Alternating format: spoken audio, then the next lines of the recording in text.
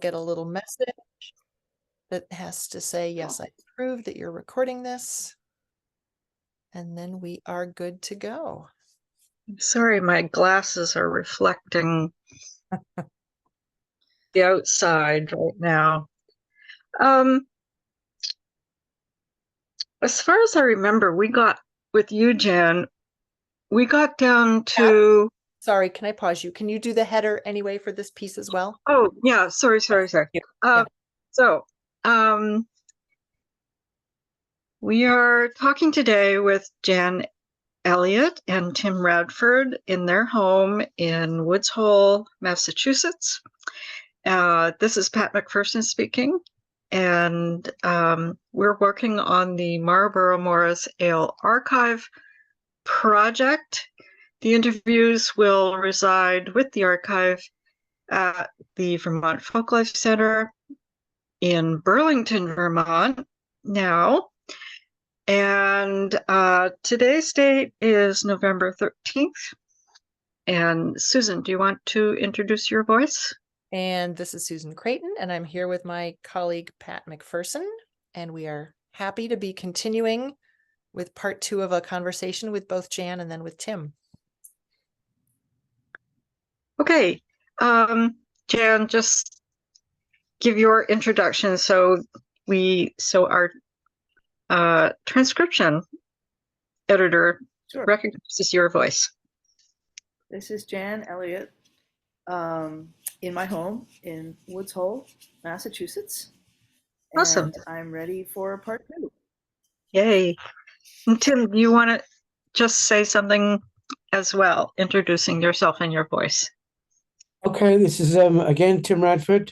Ignoring the photo of the New Forest in the background, I am actually in our home in Woods Hole. Awesome. Ready to talk again. I don't believe it. The New Forest, lovely. Okay, all of that out of the way, and with Jan, we had talked about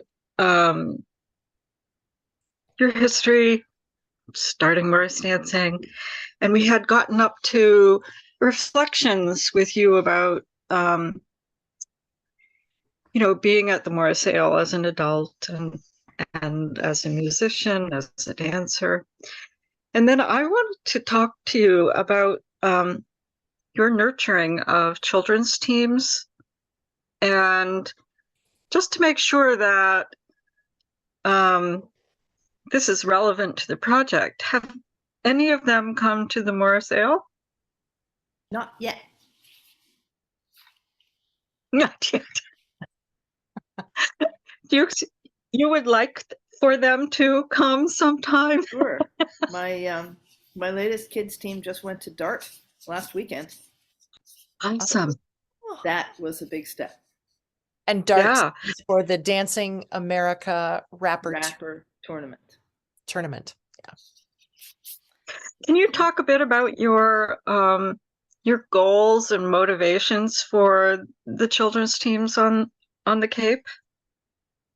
Well, my model is Tom Kruskal, who's been doing this for a long time. Have you interviewed him? Yes. Good. So he has talked a lot about Great Meadows and Hopbrook, his 2 young teams that he manages simultaneously. That both rehearse on Sunday afternoons before and after Pinewoods practice, respectively, Pinewoods Morrismen.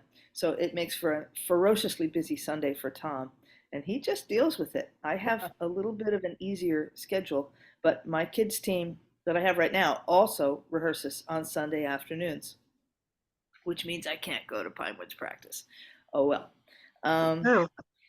My previous kids team was Clownfish Rapper, and you probably need details like when they started, which I don't have, but they sprung from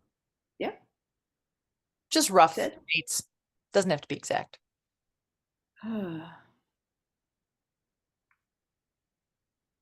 Maybe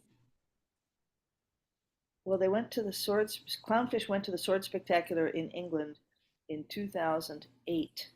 So they probably started almost a decade before then. I'm going to say round the time of the millennium, but I'm not exactly sure.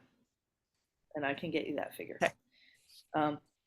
But Clownfish sprung from Swordfish, the Vineyard Swordfish, That's what I a remember. longsword team that has been to the ale on a couple of occasions, and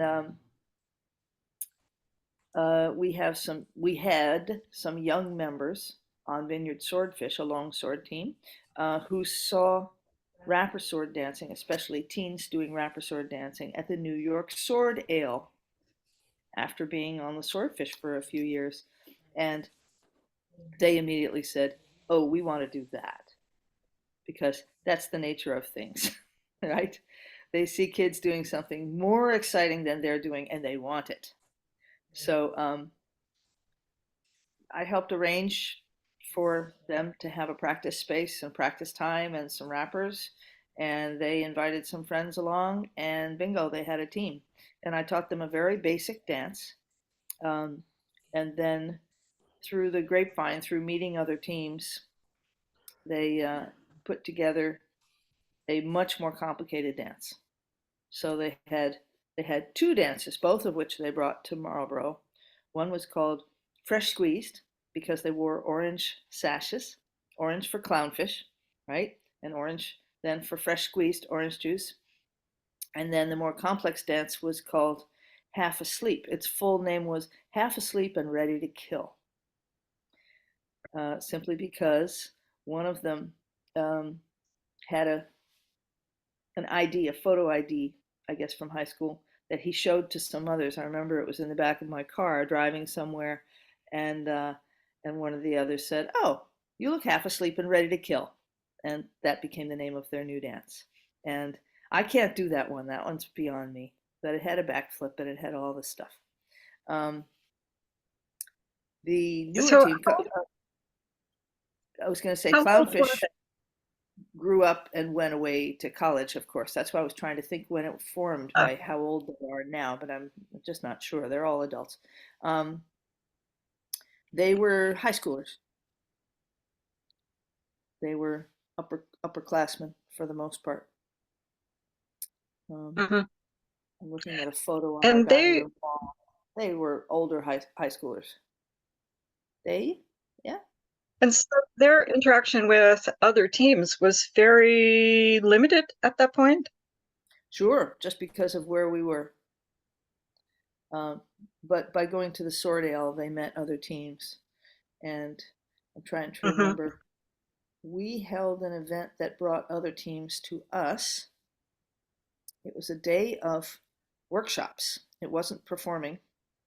It was a day of workshops, an overnight with a dinner party and all that, and a brunch the next morning, and then on their way. We called it the Skididoo Up. Swordfish and Clownfish all day intergenerational display dance workshop and party. It's just the silly. Will you email that to us? All right, you got that on the record. And we invited both adult teams and kids teams, that is to say, Great Meadows, and it was a great day. I mean, it was a lot of work putting everything together, and teens don't always do what you ask them to do. They didn't take any of the afternoon workshops because they had such a nice time having lunch together outside, and they just didn't come back, with a couple of fine exceptions. It was too bad because the afternoon workshops were great, but they were parceled out to different people's homes, and they all ended up staying in one place in a big pile, as you do. Fortunately, the parents were okay with that, and no, we had a great time, and they cemented a lot of good friendships. What else to say about them? I mean, the time in England was amazing, and how did they? It happened. What was the result for them in any respect from these interactions with other teams. And for the project, maybe we can just reflect first about them going to the Marlboro Ale. They didn't. Vineyard Swordfish did. I don't believe Oh, okay. Clownfish Wrapper ever went to the Marlboro Morris Ale. Okay. If we can go So, farther back, yeah, I'm then. digging out all these details, thinking, do you really want this? Right. So go But back they joined other to teams. Swordfish. Yeah, they joined other teams. Some of them, and those teams might have gone to the Ale. Do you know On the Border, Morris? Mm-hmm. Have you been to the Ale? Yeah. So, On the border. Sorry, On the Border is Burlington. Yes. yeah. Yes, they have been once, maybe twice. Okay. Yeah. So perhaps on one of those occasions, one of my ex-clownfish dancers came with them. So there's a connection to the Ale. Oh, That would great. have been Donovan Drummy, Okay. if anyone's curious. And the others have gone on with their lives, and I haven't seen them very much. Wow. So so we're back to Swordfish. They Yeah. did go to the Ale. Yes. And what was that like for them? I mean, can you even recall, or can you remember, the before and the after? The team, somewhat isolated team comes to the Ale. We want to go do that. We're so excited. Let's make that our goal. And they did. Yes. It was eye-opening. It was extraordinarily eye-opening, and they had a fantastic time, starting with one of us drinking too much on the Friday night. I mean, that has to happen, right? But he made it through. So that was good. And Tim and I require a dorm at the Ale, so we were separate from the rest of the team who were on the campground, and they made a little sign, saying who they were, and this is our little corner of the field, and apparently had a great time. I didn't see much of them outside of the actual dancing. It was, I'm recalling, I don't know which of the times this was that we came, but it was very, very hot. And some teams went swimming after their tour, and we really, really wanted to go swimming, but we didn't get to. It was, I'm trying to separate this from all our times at the Sword Ale. They tended to keep to themselves. I can't say ourselves because I'm busy visiting everyone I know at the Ale. But they didn't know very many people, and so they would cluster together as you do. It's perfectly natural to do that. We had, I think, 4 dances in our repertoire. It might have been 5, but it was probably only 4 that we took to the Ale, and I felt like that was a minimal repertoire for the Ale. Teams probably have come, the sword teams probably have come with fewer dances, but you need something like that to give a little variety. There's 3 show opportunities, for everybody to start with, and you don't really want to repeat dances at those. But we made a good showing. We had a good time. Everything stayed together. Nobody died. It was great. And Jan, you were strictly being musician for them, right? You were not ever dancing in the set. In Vineyard Swordfish? The Vineyard Swordfish, yeah. I'm the foreman, and I dance a lot. I dance more than play. Oh, okay. Okay. Yeah. All right. Do you recall who your musician was? Ron Gearing. Oh, great. Great. On concertina, and for some dances, hurdy-gurdy. Oh, cool. Yeah, and he's not the only musician now, but he was back then, and except for, we had, when we could get him, we had Jacek Sulanovsky on drum, and the percussion added a lot. He would, he would give us a drum roll as each dancers stepped into the space, they would get their own drum roll. Yeah, it made it much more ceremonial Yeah. and really fun. And we just lost Jacek a few weeks ago. He died, Oh gosh. and that was sad. His son was on Clownfish, and his wife, his widow, is still on Vineyard Swordfish. In Wow. fact, I will see her tonight, and we have a gig coming up. Yep. So, and just to clarify, because we've been talking about kids teams here as well, Vineyard Swordfish was an adult longsword team. An adult longsword team, which often has had kids on it. Great. Okay. But it's an adult team. Right. Jan, when you started talking about them at the ale, you said it was eye-opening. Yeah, so many teams, so much activity, so much interaction, a glimpse at the amount of organization and work that goes into putting on the ale. All of that just really wowed them. And they still wear their ale t-shirts to practice all the time. They have great memories of the Marlboro Ale. Now, I'm just going to look, if it's okay, to see if they came once or twice and when they came. Awesome. I thought I had that up, but it is superseded by Zoom. Here we go. That's great, because I was just going to look up the same thing. It's going to pull up the table. Vineyard Swordfish. Now, I have to scroll back, and then I have to scroll forward. There, at least I can make the line blue. No, I can't do that. Technical difficulties. Okay, I have to scroll by hand. That's fine. They came. 2018? Really? Not before that? No, that's not right. That can't be right. So there must be some discrepancies in this thing. I will check on that. Okay. The team formed in 1991, and I joined when Tim and I returned from England in 1996. And I think they must have come to the ale before 2018, and then again in 2018. Sometime in the teens they came. Okay. Good. Yeah, that makes sense, because I feel like I know I've seen them at the ale earlier than 2018.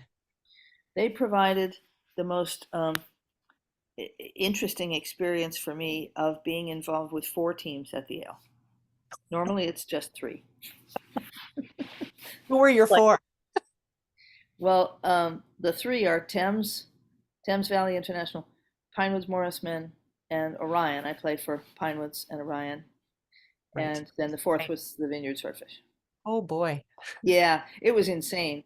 And Thames and Swordfish toured together on the Sunday, and I was with Swordfish, and I had to simply watch Thames get through the day without me because the kits are so different. Yeah. And they did have enough, and they did get through the day, and I just sat and watched. Oh. Yeah. So I can talk about Thames too, if you want. We don't run out of time. And Pinewoods and Orion. My biggest involvement is with Thames because I'm a dancer, or I have been a dancer. Now that Paul Hanford has moved to Ireland, and he was always the musician, several of us are being called upon at different times. Mostly me, it turns out, to play. So it's a steep learning curve that I'm trying, and I'm not trying to play like Paul. I'm just trying to play for the dancers. Yeah. I'd like to kind of like go out to big picture.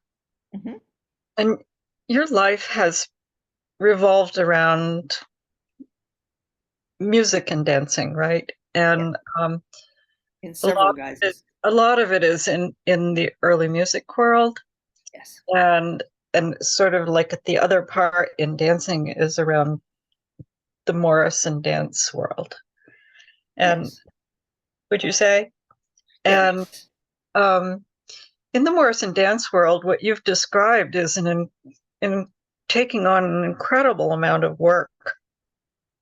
You know, organizing. That. Yeah, organizing, teaching, nurturing, nurturing teams, bringing these traditions to young people, which is incredibly important.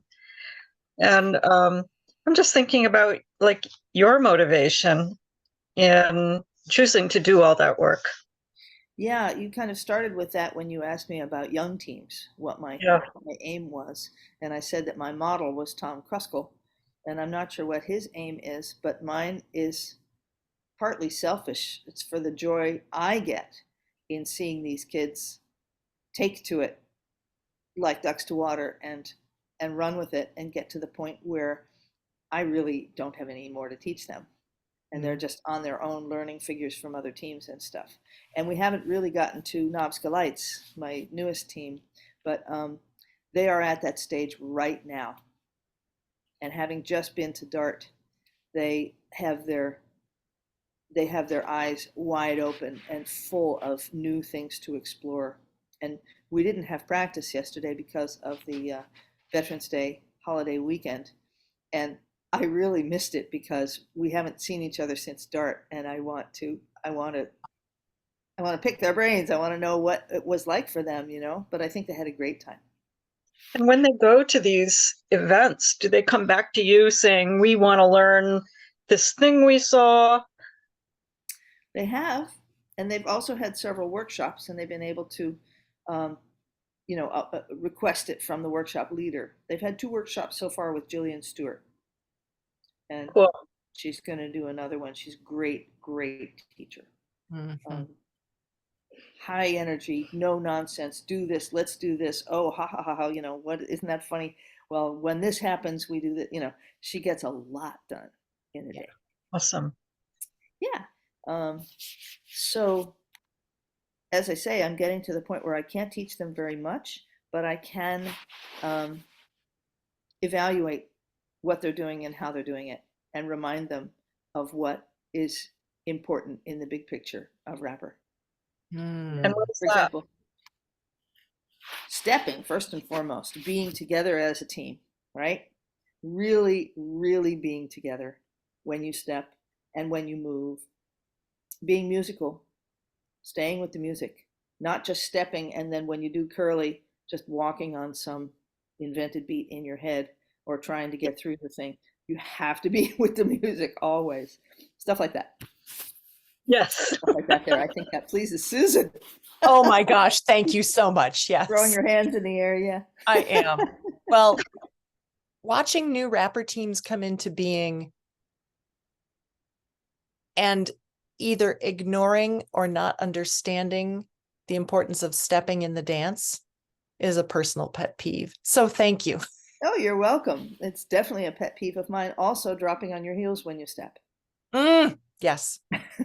I'm old-fashioned. I mean, I learned from watching Greenwich Guard and taking workshops with Tony Poyle, who taught them, and talking to other rapper dancers from that day, in which staying on your toes, staying on the ball of your foot when you were actually doing the stepping was fine, and then on the break you can drop to your full foot, but not this clunkety clunk on your heel every time.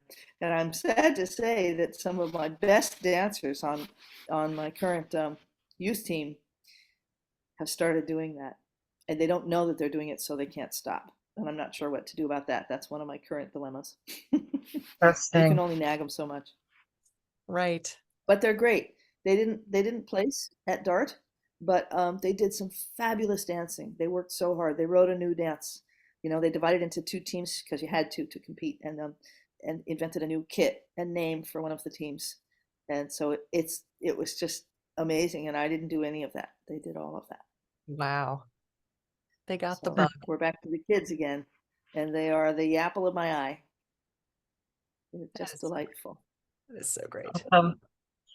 Yeah. But they haven't been to the Ale Yet. And one of them is a senior in high school. Uh-oh. Yeah, so probably he's not going to get to go to the Ale with Knobskalites. But I hope the team will still be in existence. We have 2 sets. We have 11. We have 2 sets and a musician. So it was perfect. Huh? These are all local kids. These are all local kids.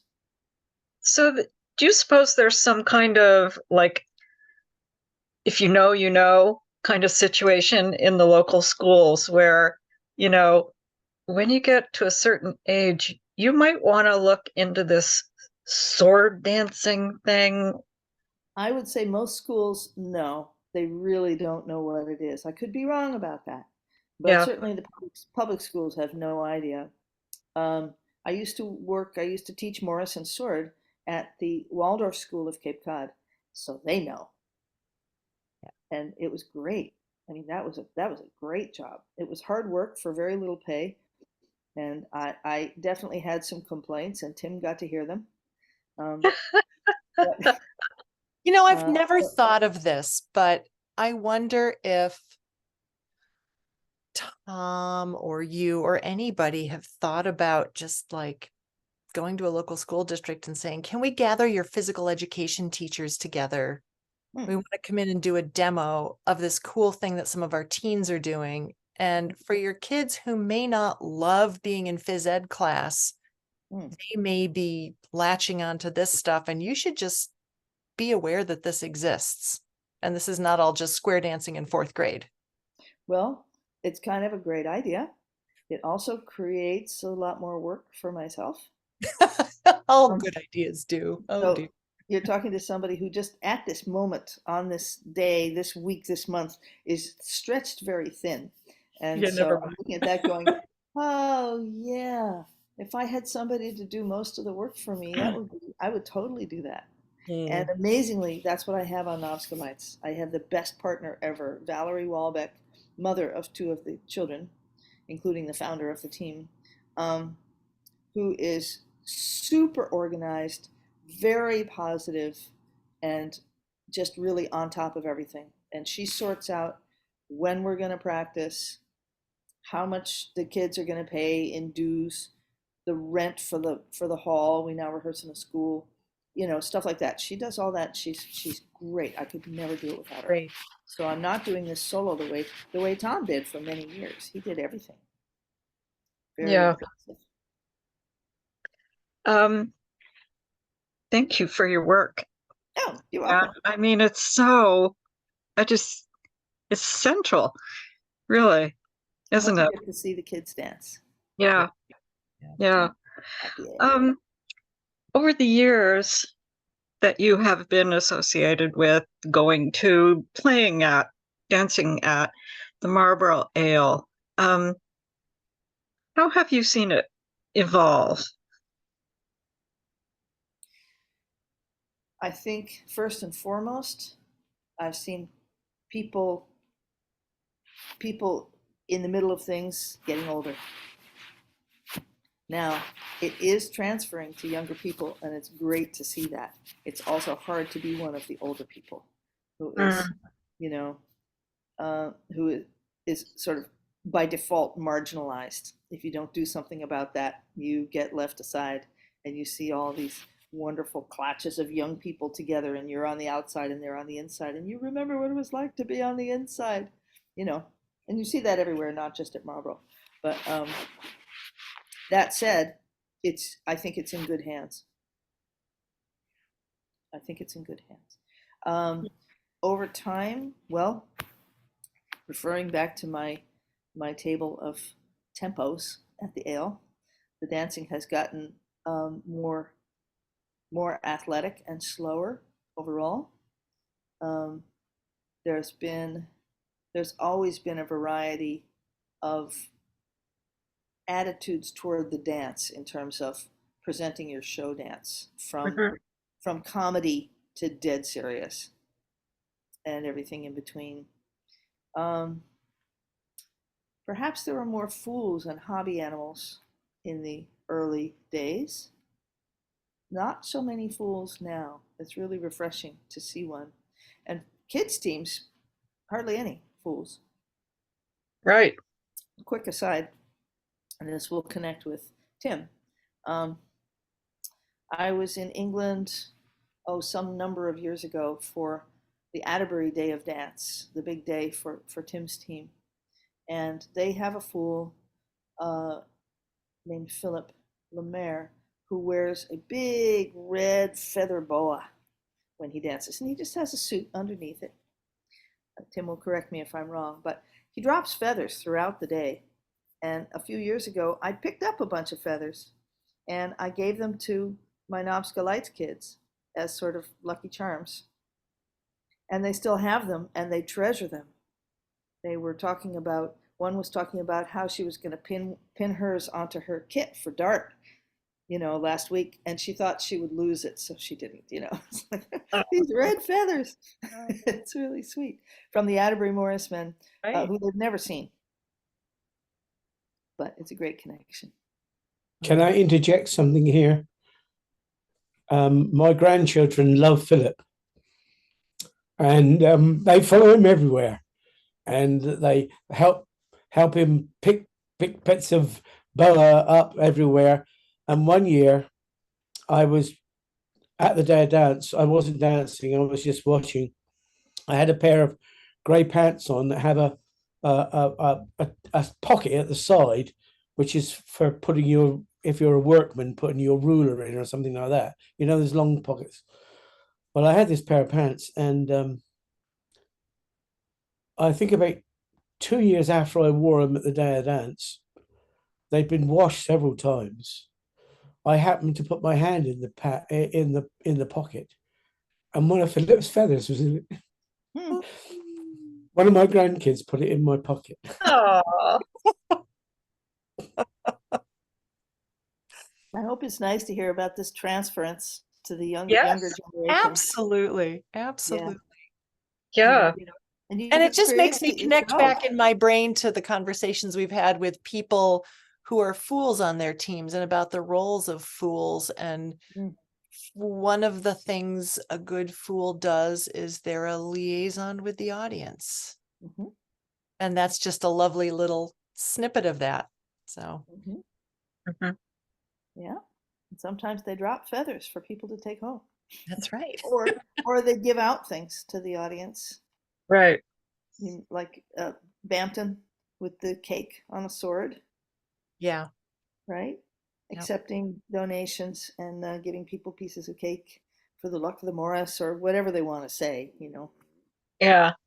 And it's just so interesting to me to hear too with your kids' teams that you've not only been passing on the logistics and the technicalities and the skills of the dance, but it's context.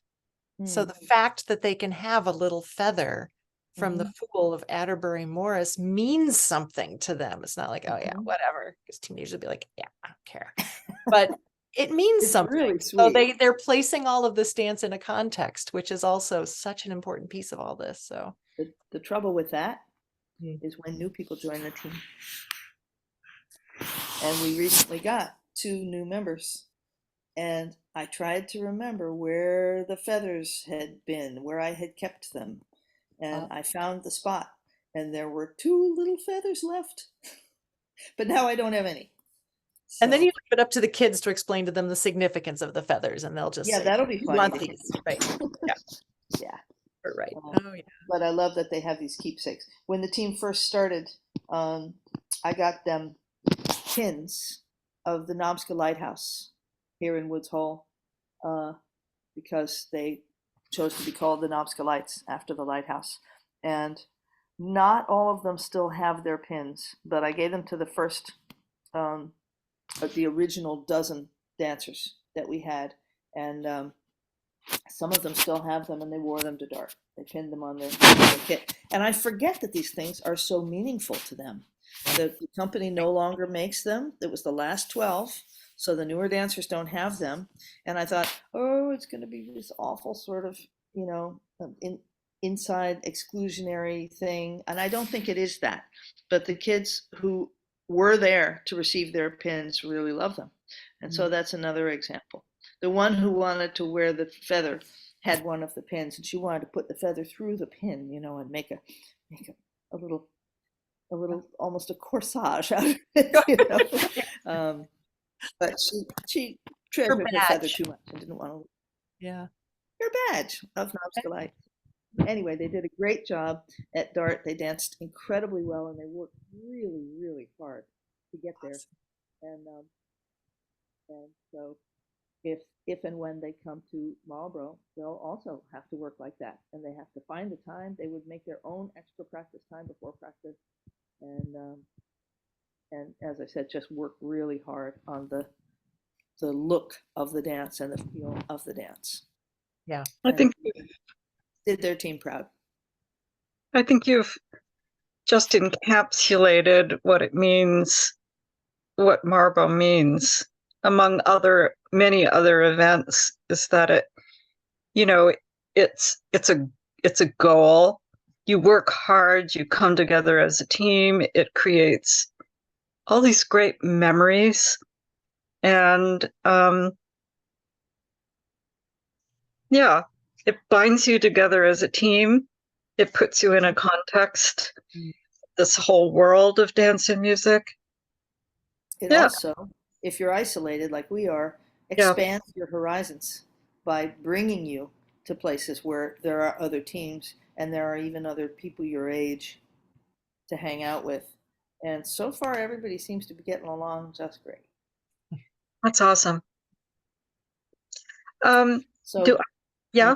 I'm looking at the time, and I'm noticing that there are 3 teams I haven't really talked about.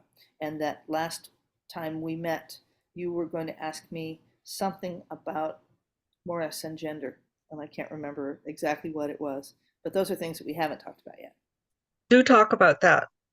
Other people that we've talked to in the context of the history of the Marlboro Ale talked about, the Beth Neal and Windsor Morris and the experiences they had at home, and then the experience they had seeing the Marlboro women dance and how important that was to them, and how different, and how they observe such different vibes around the men and the women dancing.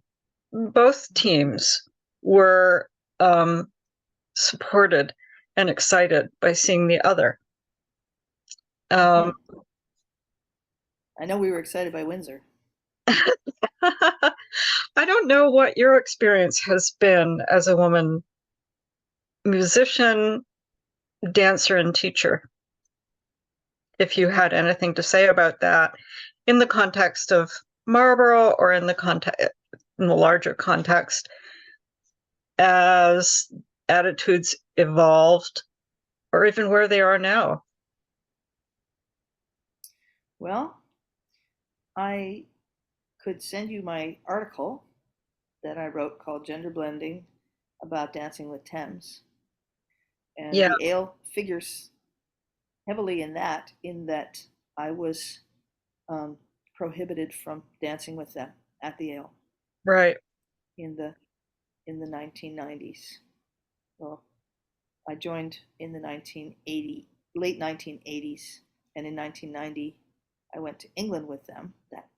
That momentous year when Tim and I met, and I had to prepare to go to England with this team that I hardly knew and had hardly ever danced with, and I was counting on dancing with them at the ale, and I got kit and everything, and I got to the ale, and I can't remember how I first heard that I couldn't dance with them, but it was at some point before the Sunday tours, or maybe at the Sunday tour, because I was in kit. I was dressing up, and I think it was Andy, my dear friend, who came and said that I couldn't dance with Thames. And so that was that. And so I had to learn on the fly in England. And that was, it pissed me off, of course, but that's the way the ale was at the time. And then through the 90s, it was very interesting because I started to notice more how mixed sword teams, long sword and rapper sword, were invited. But if they did Morris as their repertoire, they couldn't do any Morris at the ale.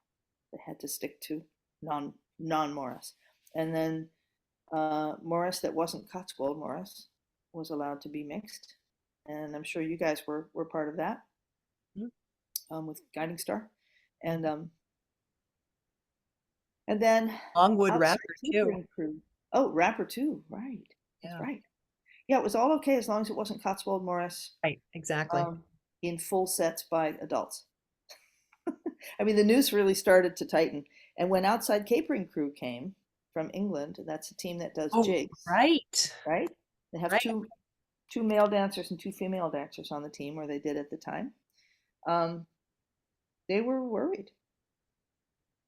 And in fact, I think they restructured their dances so that the men and the women were not dancing together. But it all seemed really, really artificial. Yeah. Arbitrary. Yeah, absolutely. And I can't remember what Great Meadows did back then. Perhaps they divided into gendered groups for Morris and then mixed groups for Rapper. Anyway, everybody was trying to deal with this. But when Outside Capering Crew came, and there were 3 other mixed teams at the Ale, all not Cotswold Morris, I asked my dear friend Kari Smith, who was on the Ale committee, what she thought. Maybe I could finally dance with Thames. And her response was that they had to have a meeting about it. And they met, and they decided that no, I couldn't dance with Thames.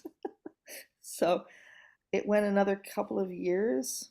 I think at some point somebody said, well, if there's really nobody watching at the next stand, then you can dance. Whereupon I muttered to myself, oh, how fucking tolerant of you. But I did dance one of those years with Thames, and it felt awful. It felt wrong. I felt, sick to my stomach. It was really a terrible experience. Because why? Because you were worried, or because it went felt like I was being wrong and doing a wrong thing by dancing with them at the Ale. Okay. Specifically at the Ale. It's the only place I was ever prohibited from dancing with them. And then by the next year, I think it was determined that it was okay for me to dance with them because they had stopped putting Thames in the category of a men's team, which is how Thames was founded, with one woman on the team as a men's team. And they declared them a mixed team for Ale purposes. And they restructured the invitations. Were either of you on the Ale committee at the time? No. Okay.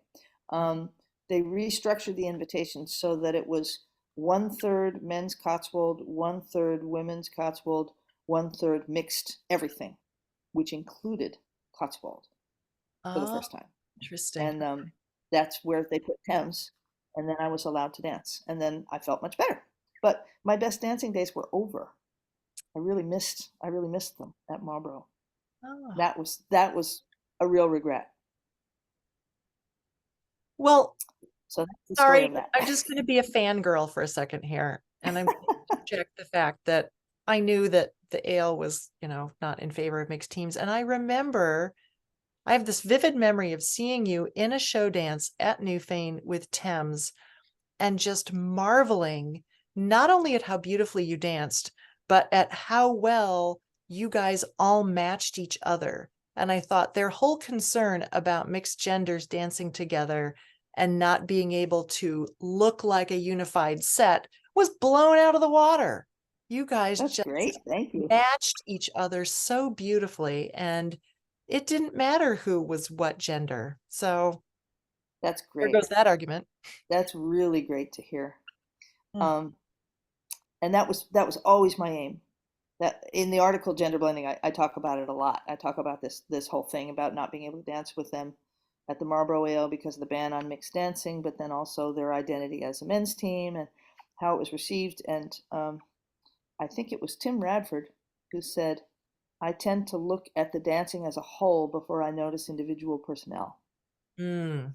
And I also noticed for myself that when you're watching dancers who you know personally, the gender thing gets subsumed in the identity of the dancers, your friends.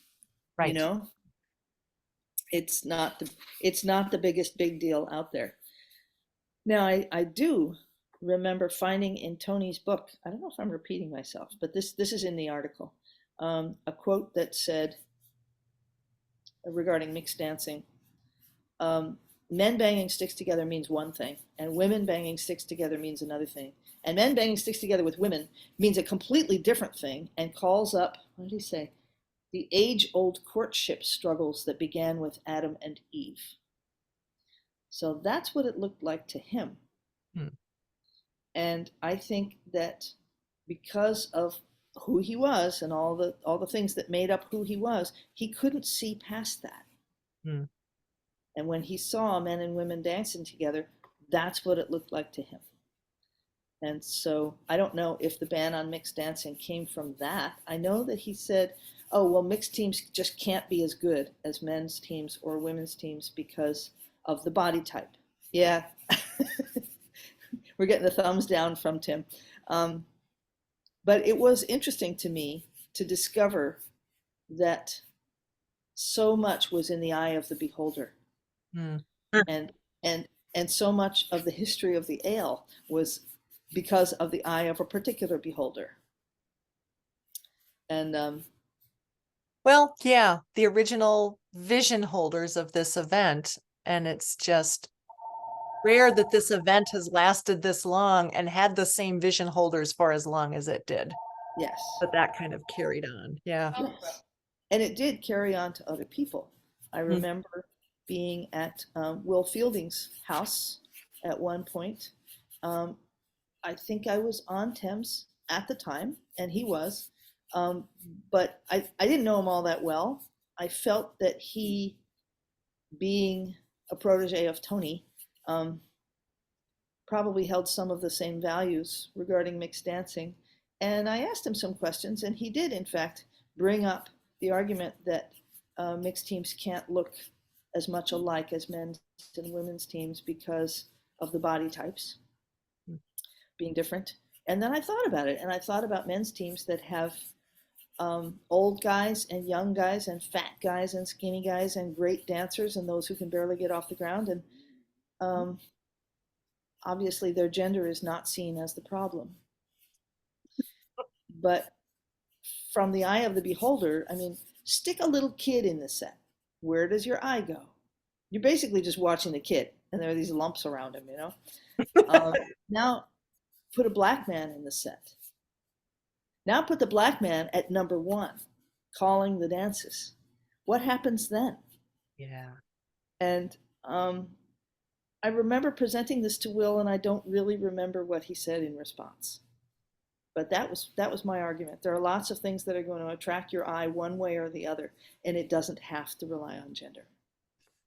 So, good teams have good teachers who don't care about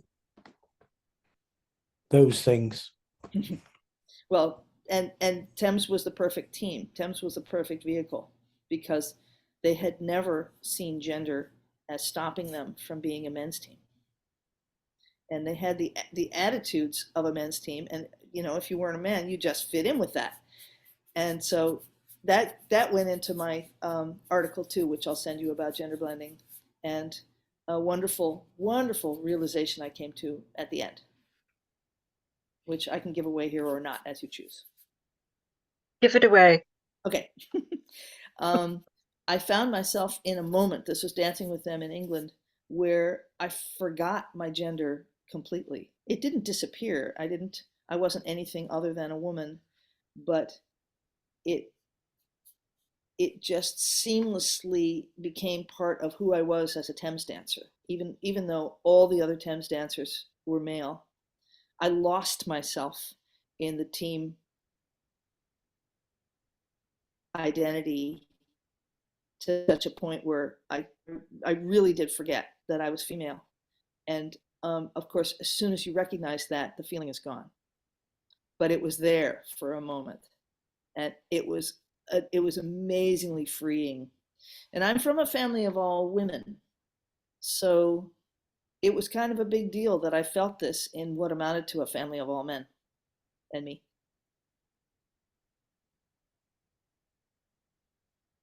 This is fascinating because think as when the you- only female member of the Wait men's for somebody to- rapper sword team, Longwood Rapper, Yes. you just articulated Yep. something perfectly that I completely identify with, but never articulated in that way to myself. Cool. None of us ever thought that we were anything other than a men's team. There you go. And maybe I was an Oh, exception. you go to the Sometimes AL? people would say, but you've got a woman on the team. And I'd go, what? And they'd Yeah. go, That's "Yeah." right. That's right. That happened in England too. So are you a mixed team or what? No, we're a men's team. Yeah. Next question. You know, Yeah. we're a men's team. So what? Deal with it. Yeah. Interesting. Now, the interesting thing, and I see you, Pat, is that since that decision was made at the Ale to allow me to dance with Thames once they had been put into a category of a mixed team rather than a men's team, as they self-identified, more women joined Thames. And now we really are a mixed team. We have 4, if not 5 women on the team. So that was a consequence of that whole to-do in the late, I guess, the late 90s? What did we say it was? Probably. Yeah, I think the late 90s. Yes, Pat. Well, one thing is that we do want to talk to Tim, so we're going to switch over very soon. I don't want to take the time now, but this just opens up so many questions for me as well, like the definition, all of the unspoken stuff when you say, yes, I'm a men's team, yes, I'm a women's team, yes, I'm a mixed team, and I'm not a Morris dancer. So we need to talk about this. Absolutely. So anytime. So much is unsaid, but you all understand what you mean, and I don't. So anyway. No. And the people on the outside don't necessarily. I remember also a woman in England coming up to me and saying, and sort of nodding to the rest of the team and saying, don't they mind? Yeah, like it's up to them, which it isn't. It's up to all of us. Well, I guess they don't, because you're on the team. Yeah. Yeah, and thank you, Susan, for what you said about what you saw when you watched Thames at Newfane. Yeah. Mm. It really is like flying, and like flying with your best friends. Yes. It's really cool. Yeah. Yeah. I'm sure Tim has more to say about that too. Now, I haven't talked about Pinewoods and Orion, but there I am just the musician. There is a story about Pinewoods and me, the potential for me dancing, which is an interesting story, but we don't have time for it now. So either there's a part 3 or I'll just talk to you when I talk to you. Okay. Okay. Do any of us have to get up and get a cup of tea or anything before we switch over to talking to Tim?